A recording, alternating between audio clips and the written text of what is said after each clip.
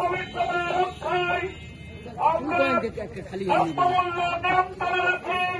যারা সিন্ডিকেট করে দ্রব্যমূল্য বৃদ্ধি করে জনগণ এবং করছেন, তাদেরকে আমরা আল্লাহ তাআলার কসম দিয়ে বলছে, বাংলাদেশের জনগণ আপনাদের এই সিন্ডিকেটের কালো হাত ছেড়ে দেবে ইনশাআল্লাহ। আমরা ব্যবসায়ী ভাইদের কাছে আহ্বান করব, রমজান মাস এদের রহমত মাগফিরাত নাজাতের মাস।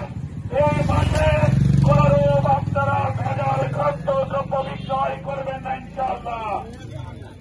আমরা আপনাদের কাছে আহ্বান করব, এই রমজান মাসে আপনার রহমত অন্বেষণ করুন।